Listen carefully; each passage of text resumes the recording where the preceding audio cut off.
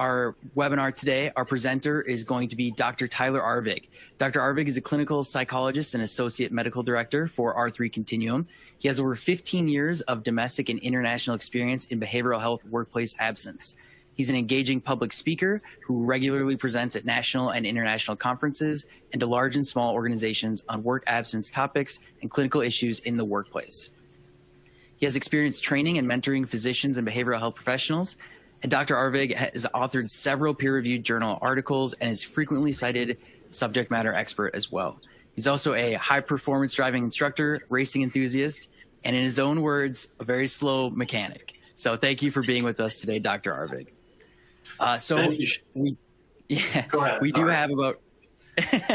We have about 30 minutes for our webinar today, so let's jump kind of right into it. And like I mentioned at the beginning, I think this is a really good topic to be going over right now. I'm sure most of us in here have been in a situation where, you know, maybe somebody's venting to us, or we can visibly see they're distraught or struggling through something, but just aren't quite sure how to help. So before we get into ways to support our coworkers, Dr. Arvig, can you talk to us about mental health in general and how it's kind of impacting workers today? Yeah, and this will not be a surprise to anyone who's listening or anyone that's been alive anytime in the past couple of years, but it bears repeating that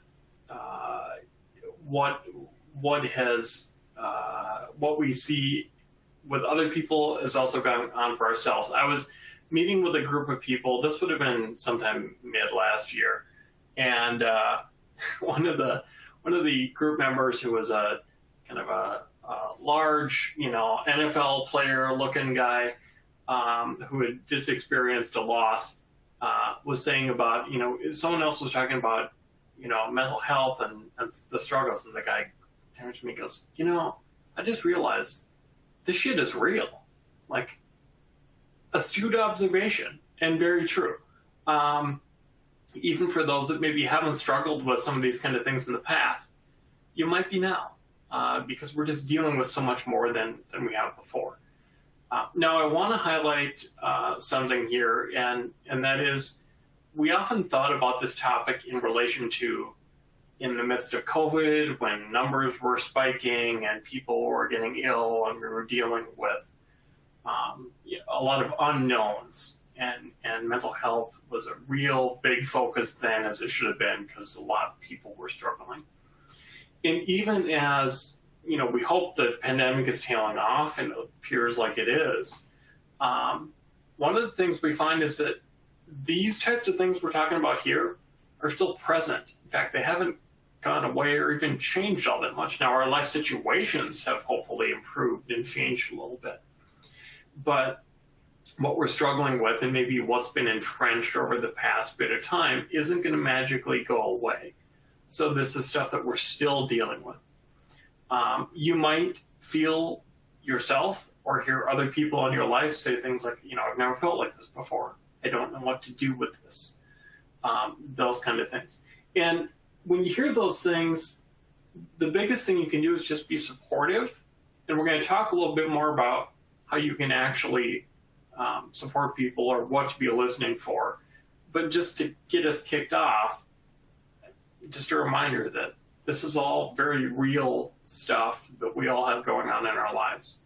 It's not abnormal. Most people are experiencing, in fact, the majority of people right now would say that behavioral health is a challenge. So that's something that, realizing that if you're in that boat, you're not alone. If your coworkers are in that boat, they're not alone. Yeah, I agree. And I mean, we've talked about this a lot the last 2 years. This has been a topic that we've gone over multiple times for multiple different ways and reasons.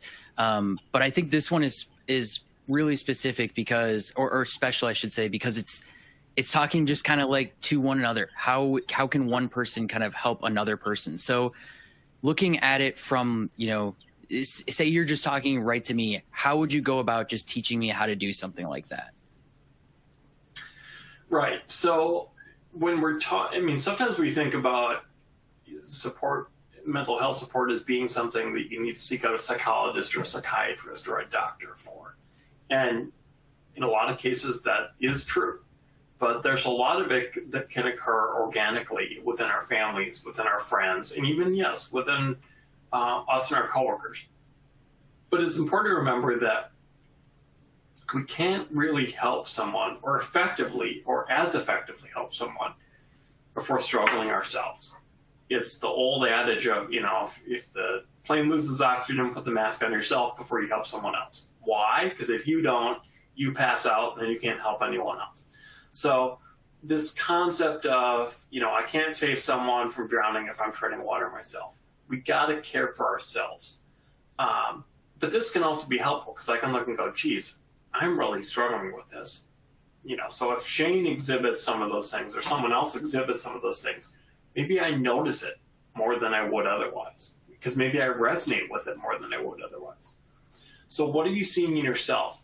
What do you need help with? It's really important. Self-care is really important. And mental health folks often talk about, things you can do, meditation or yoga, psychotherapy. And all those things are really helpful. But the important part of this is find what works for you. Find what's effective for you to provide that self-care. In my bio, the last line of my little bio is like, I'm a very slow auto mechanic. I'm a terrible auto mechanic. But I found throughout COVID that that's one thing I can do that I can focus on that helps me to cope with stress. It gives me something, a new thing, a novel thing to try, something to accomplish. That's one of my self-care things. But find whatever it is for you, whether it's Netflix or exercise or whatever it happens to be. When we talk about supporting other people, we're not talking about saving someone. You're not there to be their savior. You're not there to, be the interventionist that's going to solve the problem of the day. But you're there to support them. And this is a well-established principle in mental health. I mean, anyone who has people in their life that have struggled with addiction, Alcoholics Anonymous, Narcotics Anonymous, weight loss support groups, all of those groups. It's not a leader that's imparting knowledge on the group. It's a group of people that are in the same boat supporting each other in what they're working on. And really, this is what we're talking about today. How do I support those around me, and how can they do the same for me? Yeah, and I think you brought up a great point with kind of like you doing mechanic stuff. We've talked about this a lot. We're both kind of car guys, so we talk about it all the time. And you're a much better mechanic than I am, but I think it's funny that you said that. We all got kind of our own thing when kind of COVID hit. I got really into running. That's kind of my whole thing now, and getting all that, it's able to kind of get my energy out, or going on walks for a break or something like that. So, while we kind of had this moment, if anybody has, let us know what you kind of do to kind of, self-care and what you've kind of started doing throughout COVID. I think that would be really interesting to hear from everybody. So as far as, what you can see in another person. So say now you've kind of taken that first step, you're making self-care a priority. How can you kind of like see different things in maybe an employee that might be showing signs they're maybe struggling a little bit more than normal? Yeah. We're not all mental health professionals, but we all are in the sense. We all see things in those around us, see things that have changed, or see things that just don't seem right. And that's really key. So when you're looking at, is there something wrong? First, you're looking for, is there any evidence that something's wrong? Does something just seem not right? That's the first step. So what are we looking for? And by the way, these are things that you can look for in other people, but you can also notice in yourself. Practice doing run through these yourself. Am I noticing difficulties with these things? And then, for those around you, are you noticing these things? Changes in mood. I mean, this maybe seems obvious, but, it's probably the biggest one for someone that might be struggling with anxiety or depression. Does someone become tearful? Are they kind of more erratic than normal or some of that kind of thing?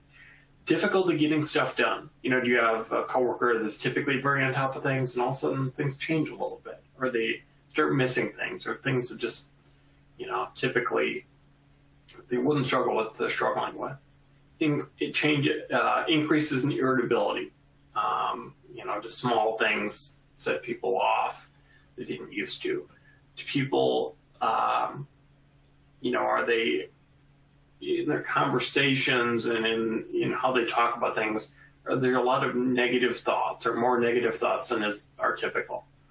Do you get a sense of strained interpersonal relationships? These could be relationships, you know, within your coworker group, or, you know, people talking about strained relationships in their private lives.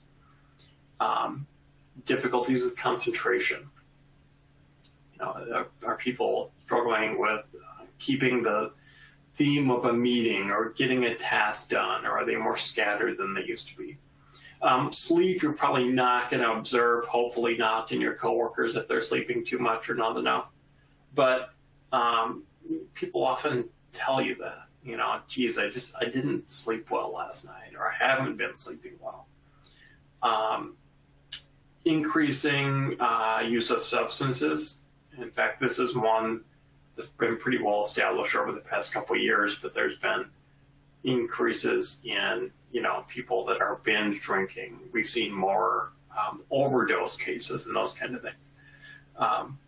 You know, are you observing it, or are people talking about it? Thoughts of death or dying. Obviously, we want to be very on top of if someone is talking about something where they feel like, you know, I might not want to live, or have thoughts about killing myself, or those kind of things. If someone is to the point where they're verbalizing those things, that's typically a pretty significant situation. You want to get them help as quickly as possible. And then hopelessness. Really, hope is our number one driver of, you know, getting us through to tomorrow. If I feel hopeless, or there's no reason, or there's no purpose, that's a pretty significant thing. So again, all of us experience some of these things at different times. That's not necessarily abnormal, but if you have a coworker or a friend noticing more of it, that might be your cue that there's something going on that maybe I want to ask a little bit about, or try and support them in. And with some of these, you know, I know some are probably easier to do in a in-person setting, but you're able to still notice some of these even while working remotely, don't you think? Yeah, absolutely. In fact, I sometimes find I observe more remotely. You know, when you're looking at someone's video and you can see the background in their house, you know, and you can see maybe some of the chaos that, you know, we all have some level of chaos that comes with working from home if we're working from home. But, you know, am I yelling at my kid? You know, is it obvious that I'm having strained relationships, or I'm having difficulty taking care of myself or my appearance, or those kind of things? So, yeah. It might be more difficult in some instances, but you can still look and observe for these things.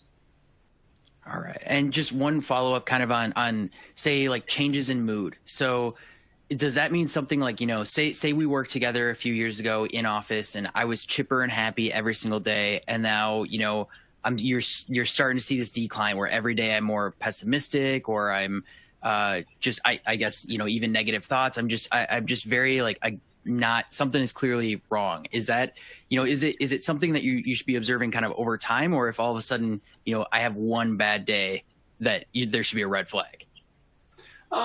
No, I mean, it's you're looking for over time. You're looking for a bit of a pattern. Everyone has bad days. I mean, everyone's going to have those days where they're irritable, or they're not on point, or whatever. Now, if Shane indicates to me one day, yeah, I think life isn't worth living anymore. I mean, that's something, you know, again, if it's someone expressing something pretty serious and it's a one-time event, I want to take that seriously. But some of the other stuff, I want to give people the benefit of the doubt, just like I want them to give me the benefit of the doubt. You know, we're all going to have instances where this day just isn't going well. Doesn't mean I necessarily have something I seriously need help with. But if that if it's a routine thing or it gets worse over time or, changes over time, I want to be aware of that. Sure. Okay. A little bit more context to what to look for. Thank you for that. Yeah. So then kind of going into it even more, now as a coworker, maybe you've seen some of these signs. What can you do to kind of reach out to them? Yeah. Great question. And these might seem pretty basic, and they are in some respects, but what I would encourage everyone to do is to do them. Be mindful of doing these things. So staying in touch is really important, especially if you're in a remote environment like some of us are. Am I just going to talk to Shane when we have something we're working on, or am I going to just call him someday and just say, hey, what's going on? Because in the office, I would normally do that. I'd walk by his office and he's doing something and we chat. Staying in touch is really important. We need to feel connected, even if we're not physically in the same proximity. Asking non-invasive questions. Again, I'm not going to, give someone the nth degree of inquisition if they display difficulties in concentration. I'm not going to try and diagnose them. But I am going to ask non-invasive questions. Is everything going okay? I noticed that this has been harder. Is there anything I can help with? Asking non-invasive questions. Again, we want to stay appropriate. There are coworkers, they're not our spouses or our kids, but it's completely fair game to check in with someone. Along with that, the next point is sharing your experience. One of the ways you can help people to feel more open in maybe sharing what they're struggling with is to start with what you're struggling with. I'll give an example. Shane doesn't have kids, but if he did, and I noticed on one day on a call, he was really struggling with his kid and it was kind of chaotic there. I could say, hey, what's going on with your kid, Shane? Or I could say, I have my kid at home. I tell you, I struggled with getting him or her to stay on top of homework. How are things going in your world? So sharing a bit about your experience is a great way to show some vulnerability. And again, this isn't, I'm the caretaker and you're my patient. This is two people supporting each other. So sharing your experience is a great way to open that door. Connecting outside of work tasks, which we already kind of talked about, finding in our company, we do occasional, we call them virtual happy hours or something like that, where just people can connect and talk about stuff that, maybe isn't routine business. Just stay connected. Sharing resources that you're aware of is critical. If you happen to have a good handle on your health insurance benefits or what they provide, who your EAP is, those kind of things. A lot of us don't know what resources we have available. And so we're struggling. We're like, gosh, I really want to see someone. I want to get help, but I can't afford to go through my health insurance because I have a deductible and I'm not going to be able to afford to see a therapist. Okay. Well, you have an EAP and they might have no cost, a certain number of no cost sessions. So being able to share resources that you're aware of. Showing that you care is important. I mean, again, it seems really basic, but I'll tell you, if it doesn't seem like you care and you're asking questions, no one's going to open up. If Shane is a subordinate to me and I'm a superior and all we ever do is talk about all the stuff he does wrong, and then I'm like, hey, Shane, how are you doing emotionally today? He's going to blow me off. Showing that you care. Again, showing some vulnerability, sharing a little bit, it's going to help. And then again, if you can do anything to help your coworker get connected, if they're really struggling, you're like, hey, Sally in HR, I've talked to her about this kind of thing before. She's got some good ideas, go talk to her, that kind of thing. Sometimes when people need help, they struggle with some basic things like, how do I get help? Or they get so stuck in it that they don't know. So help where you can. But in all of this, again, I'm not taking responsibility for someone else's safety or their care. I'm supporting them. we want to stay maintaining some professional and workplace boundaries. You know, I'm gonna be supportive and I'm gonna ask questions, but I'm not going to, you know, question someone about their mental health history or talk about things that are clearly inappropriate. And then again, if I'm having those conversations with my coworkers, there should be an expectation that what's shared stays private, that you're not going to talk to other people. And certainly, if you have a concern about that, you shouldn't be sharing that information with someone. That, you know, again, it's your life, it's your privacy. But if someone is confiding in you or struggling with you, just keep that private. You know, keep that between the two of you. Yeah, I really liked the especially those first 3 points: stay in touch, ask non-invasive questions, and share your experience. You know, I'm not a mental health professional. I'm just a marketing specialist, but I have noticed that something like that. I had a meeting with a coworker the other day, and we both got into it. And, you know, it's like, oh, how you doing? Good, good. And then we kind of started getting into work, not really thinking anything of it. And then we realized that we're kind of struggling with the same thing. You know, maybe we're having trouble. We just couldn't figure out this one platform or something like that. And then we talked about like, oh man, it's really been causing me a ton of stress lately. And then we were actually able to go into it, like, cause they opened up of like, you know, me too. So we were able to go into it and actually like figure out the process and make it easier for both of us to kind of better understand it. So it was kind of like an inadvertent way of doing it. And I think it actually helped both of us coming out of the back end too. So even, you know, I felt like you don't have to be a mental health professional to do something just like that. So I think that was a great point to bring there.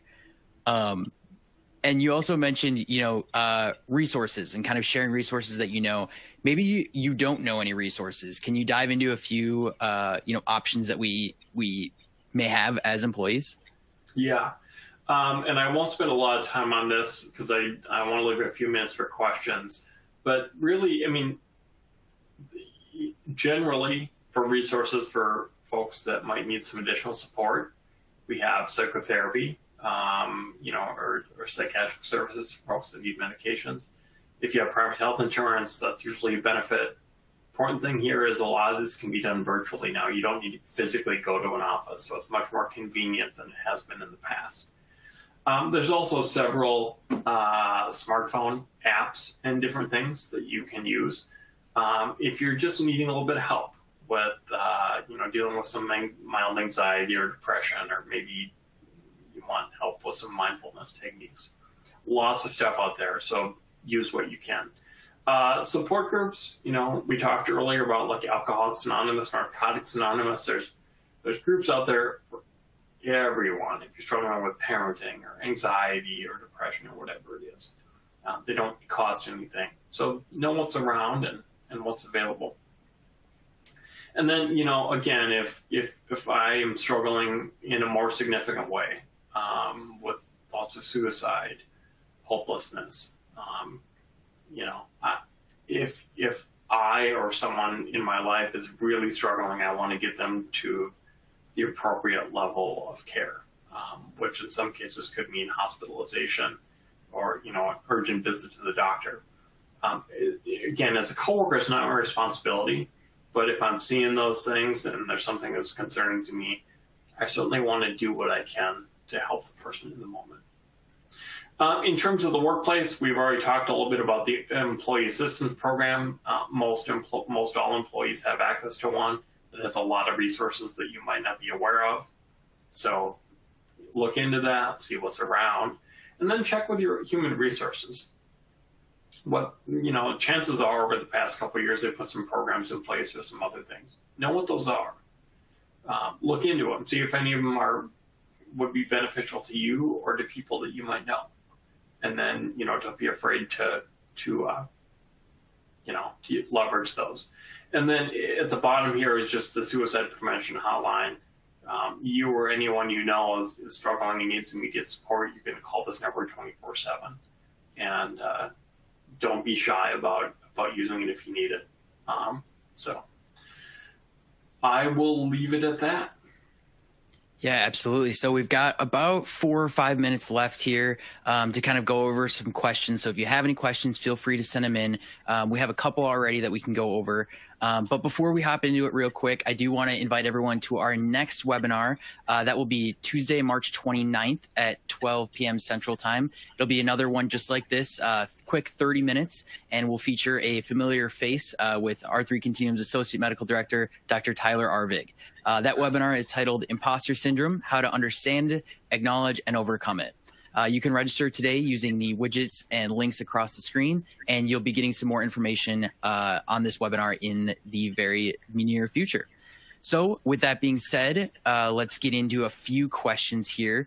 One question that I think is important to kind of cover, Dr. Arvig, as far as the EAP goes, I know you mentioned that most organizations have an EAP program, something that you can call into a few different times for free. Is that a good resource? So say I personally, I know I'm really struggling and I just don't, I don't feel comfortable maybe going to HR for some reason. Is that a resource that I could call to actually figure out what I should be doing, where I can go, what I should be utilizing, and maybe if it's something even more serious? Yeah. There's always an 800 number for it. Usually when you call, you talk to someone who's an expert. So if they can explain what resources are available through them, and they may also be able to explain if there's something that you need that's outside of what they can offer, they might be able to help you define that as well. So yeah, certainly if you're struggling with anything in this arena, utilize your EAP for that. And another question that we have here, if you do, so say we're maybe you're on like a smaller team and you see somebody that is struggling, you're in your own, we'll just say marketing, for example, and I see somebody that's been, maybe I'm just getting a little nervous about them. And I've reached out, things aren't like, I'm not able to get past that threshold maybe, and nothing seems to be getting better. Should I be going to maybe HR first? Should I be talking to, our manager, or what is the proper process there if I see something and I'm not sure where to go for it? Well, we have to remember that we might see some things that ultimately someone might not want to talk to us about or engage with us about. And if it's not impacting work performance, then it really, there might not be much for us to do. If you're having, if you have a coworker who's really struggling and you're worried about them, then certainly probably talking to a manager or to HR about here's what I'm observing and, do you have any suggestions here? Because it's important that we keep boundaries. I might ask Shane about something that I see. He might not want to talk to me about it. And he's not obligated to talk to me about it. That's might not be any of my business. But one of the things I would encourage you to do if you have someone who, seems reluctant is, again, if they don't want to, you're not going to make them. But how am I asking it? Am I approaching it from a supportive, colleague, really I care, or am I approaching it like, hey, what's going on here?